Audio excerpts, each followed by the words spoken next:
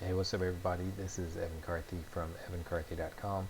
Today, we're going to do a market recap for the S&P 500 and also oil, and maybe a couple other things for September 18th, 2019. I already got the blog post up, but I want to start trying to create the video each day just to recap it real quickly as well, just show what I'm talking about for it. So here we go. We're looking at a 5-minute chart for the S&P 500. I'm going to put on the session breaks here real quick for it. So that's yesterday, or today. Today, this is this is yesterday. So basically, big news about today was the Federal Reserve cutting the interest rate by a quarter of a point. And as you can see, up until then, it's a real boring day. The black lines is the session low. The top black line is session high. Dotted blue lines is beginning of previous day, and that's the end of today's session. So as you can see, it's pretty boring. Just start trending down. And then the fireworks started right before, excuse me, the Federal Reserve released it. See it went way down and then shot way back up to close positive for the day. So moving into tomorrow, what we're looking for right here is the retracement has happened for it. I figured that would start to happen for the S&P 500 just because we get that huge move up there like that. Then eventually there's going to be some profit taking, and it looks like in the overseas sessions that that's exactly what is going on for it right there. So I'm going to go ahead and take that off and take that off. So in looking at trades right here, using the 5-minute chart, I was hoping there was a 78.6 trade in here. Unfortunately, there was not, just the way it got set up for it right here. So zooming out a little bit further for it, there we are currently in a trade right now, actually 76.4% short. And so that is why I had mentioned previously, be careful out there in the market. I am expecting a pullback to happen sooner than later. We had a little bit one come out 22.6, and then price just took off again for it. And so the level I'm looking at is all the way down here at around 29.35 for it. So the reason why the market today went down for a second is the Federal Reserve, they decreased the interest rate by a quarter of a point, but also the news came out that they're not sure what they're going to do moving forward in the future. If they're going to keep reducing it, leave it the same, increase it, they don't know. And so when there's uncertainty in the market, that's when you're going to see pullbacks and things like that. Because this one right here, that was right when the attacks on the Saudi Aramco oil fields right there. You saw that gap down. Then, as we said, we're looking for it to get filled. Came up next day, filled it very nicely, and has been going back and forth ever since.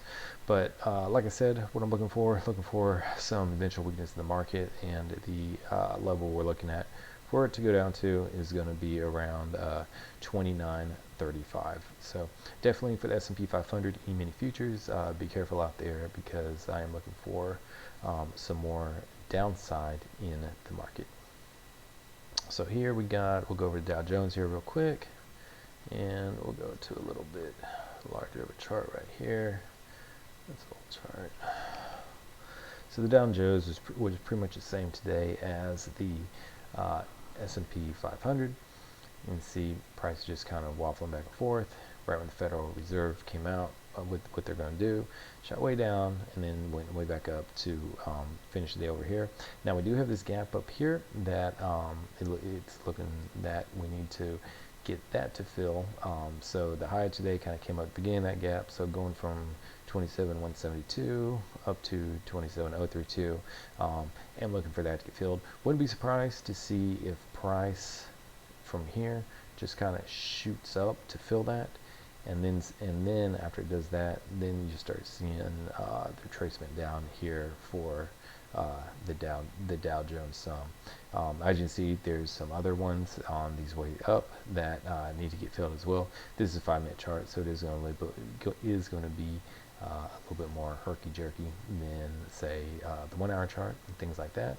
But as you can see, there's some big gaps in here on the downside. So that's another reason why I'm looking for weakness in the markets, for these things to come back and get filled down here as well.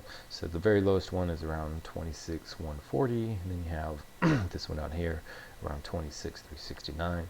So where price currently is at 27,162. Be a little bit of pullback, but nothing big at all. But definitely looking for if weakness in the market rather than strength here in the near-term future.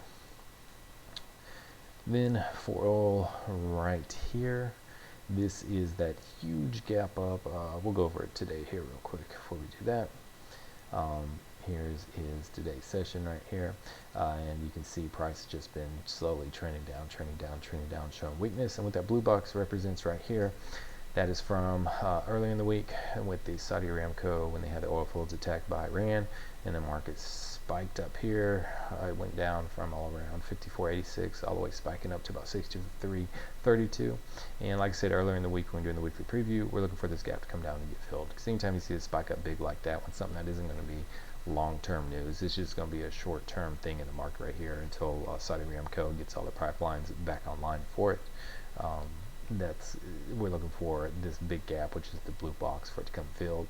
You can see already prices already starting to eat away at it right now. So we're looking for further weakness in the light crude oil futures to eventually come down and fill it down here, around the $55 level, high 54s down there for that one to that one to happen right there. So fortunately, the markets, if you're bullish in them, I'm looking for weakness right there for all three of them, for oil and both the S&P 500 and the Dow Jones here in the near future.